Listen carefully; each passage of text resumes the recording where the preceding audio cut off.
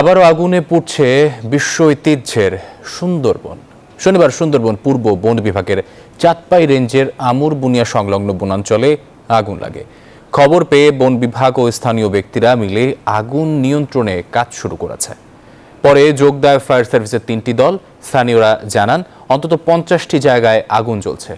গহীন অরণ্যে কিভাবে আগুন লেগেছে বা কত একর পুড়ছে সে বিষয়টি এখনও নিশ্চিত করে জানাতে পারেনি বন বিভাগ। এ ঘটনায় চাঁদপাই রেঞ্জের সহকারী বন সংরক্ষক রানা দেবকে প্রধান করে 3 সদস্যের একটি তদন্ত কমিটি গঠন করা হয়েছে। শনিবার দুপুরে সুন্দরবনের চাঁদপাই রেঞ্জের আমুরবুনিয়া এলাকায় আগুনের কুণ্ডলি দিয়ে ধোঁয়া উঠতে দেখেন বনকর্মী ও স্থানীয় গ্রামবাসী। তখন থেকে তারা ভোলা নদী থেকে পানি নিয়ে আগুন নেভানোর কাজ শুরু করেন। দুপুর থেকে সন্ধ্যা পর্যন্ত যেসব স্থানে আগুনের কুণ্ডলি ও ধোঁয়া দেখতে পান, সঙ্গে সঙ্গে সেখানেও পানি ছিটিয়ে নেভানোর চেষ্টা করেন বন বিভাগ। এরপর ফায়ার সার্ভিসের 3টি দল ঘটনাস্থলে পৌঁছে পাশের খালে পাইপ স্থাপনের কাজ করে। ওয়ালটন ফ্রিজ কিনে অনেকের মতো আপনিও হয়ে যেতে পারেন মিলেনিয়াল সেরা পণ্যের সেরা অফার।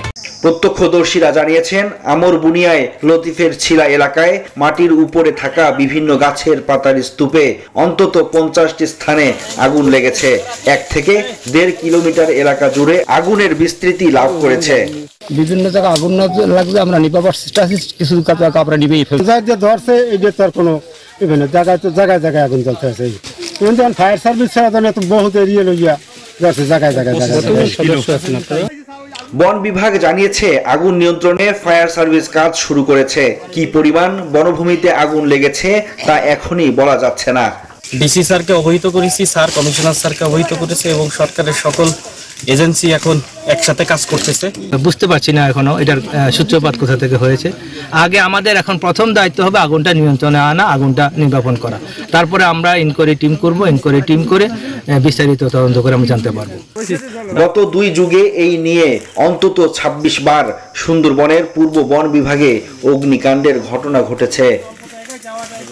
Desk report, news 24।